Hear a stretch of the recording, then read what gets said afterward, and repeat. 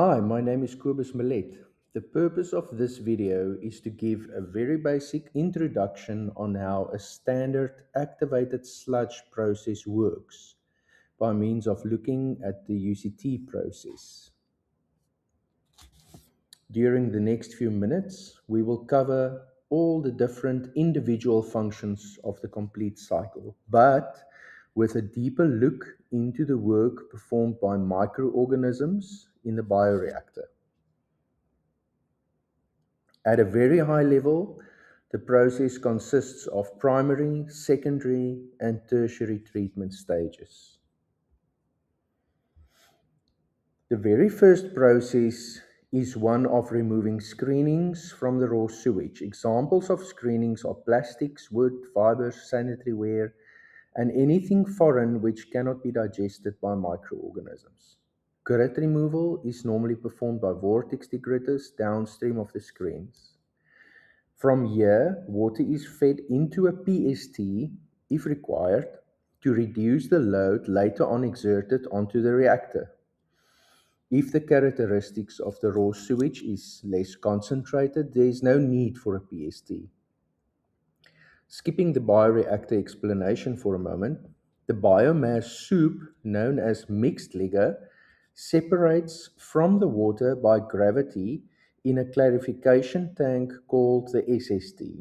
The clear water is then ready to be polished and disinfected prior to release into the environment.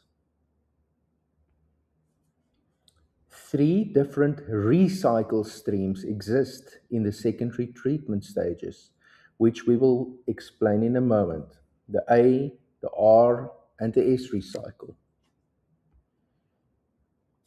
The PST and SST perform two very different functions, and they consist of an overflow and an underflow respectively. As explained earlier, the PST overflow, also known as settled sewage, simply reduces the COD. The underflow is the removal system of the excess load.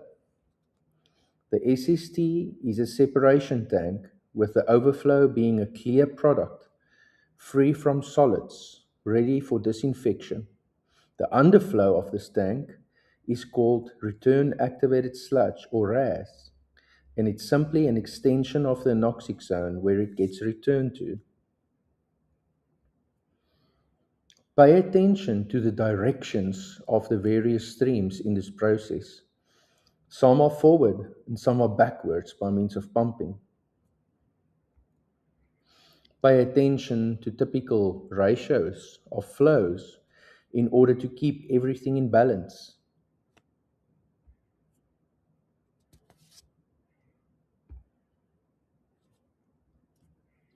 Note that some zones receive water from more than one stream, and also some zones has more than one stream leaving the zone. The heart of the nutrient removal process relies on the effectiveness of a series of microorganisms which consumes specific targeted foods and subsequently release it into a different form. Some bacteria are aerobic and some are anaerobic. Some are autotrophic, meaning they are self-feeders, and some are heterotrophic, meaning they get their energy and carbon from external substances. Some are glue forming and glue producing, where they assist in the aggregation of all the various species, which is essential for effective settling in the SST. This group is called Zooglobia. They literally glue all the bacteria together. Zooglobia also reduces BOD.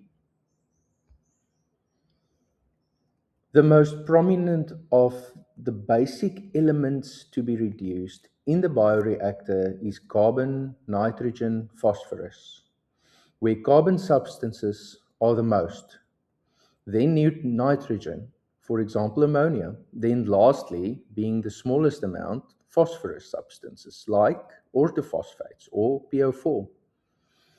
Most of this originates from human waste. A very large portion of the power usage of the complete process plant goes towards air diffusion to transfer oxygen into the water. This happens at the aerobic zone. This zone is rich in oxygen and nitrogen substances.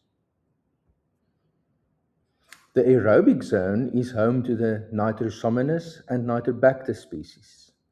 A process called nitrification takes place in the zone. It is also a two-stage process. Firstly, together with oxygen, the Nitrosomonas is able to digest ammonia and expel a product called nitrite. This product is then furthermore consumed by the Nitrobacter, which in turn expels nitrate as a product. The Nitrosomonas furthermore consumes other simple inorganic substances like CO2. Therefore, the aerobic zone ultimately converts ammonia into nitrate. The nitrate then gets returned with aerocycle pumps back to the anoxic zone. The aerocycle isn't the only way of returning nitrate-rich mixed liquor. The underflow of the SST does the same, and that's called the S-recycle or RAS. Both these streams end up back in the anoxic zone. Since the mixed liquor separates fairly easily in the SST, it is easy to get this sludge to only gather at the bottom of the tank to be returned. The SST overflow remains clear. During the process of denitrification, in the anoxic zone, where the nitrate-rich mixed liquor is returned, the Pseudomonas plays an important role by consuming the nitrate, together with BOD and COD, with leftovers of nitrogen gas, which simply bubbles up into the air. The Pseudomonas is heterotrophic and normally consumes a vast variety of organic compounds as its energy source. This microorganism also needs oxygen, but finds itself in an oxygen-poor environment by sitting in the anoxic zone. And although nitrate is inorganic, it will target the oxygen from the nitrate in this oxygen-scarce environment. Another byproduct of this heterotrophic bacterium is CO2, which, as explained, gets consumed later on by the Nitrosomonas, if there is still a bit left in the water. Therefore, the anoxic zone ultimately converts nitrate into a nitrate-depleted mixed liquor. This mixed liquor then gets returned with R recycle pumps back to the anaerobic zone. A bacterium called the Acinetobacter makes a turn in the anaerobic zone for a moment to consume very difficult and complex forms of COD. By recycling a controlled amount of nitrate-depleted mixed liquor back to the anaerobic zone prevents nitrate from leaking in, which, if it would, it will inhibit the Acinetobacter from releasing some of its own stored phosphorus, crucial for the subsequent phosphate uptake later on when it returns to the aerobic zone. This phosphorus release also provides energy for the bacterium to be able to consume the complex CODs in the anaerobic zone. What happens next is the Acinetobacter, with the consumed COD, finds its way back to the aerobic zone where it thrives and consumes orthophosphates, or PO4. The bacterium is now metabolizing the stored COD from earlier on, using it as an energy source to consume the PO4. It is clear that all these various species of bacteria work together in a complex consortium to reduce C, N, and P. The two sludge streams from this activated sludge process is firstly the PSD underflow and secondly the waste activated sludge stream from the aerobic zone of the reactor. A more concentrated WAS can also be drawn off the SST underflow on some plants. In another video, I will explain the significance of abstracting the correct amount of WAS.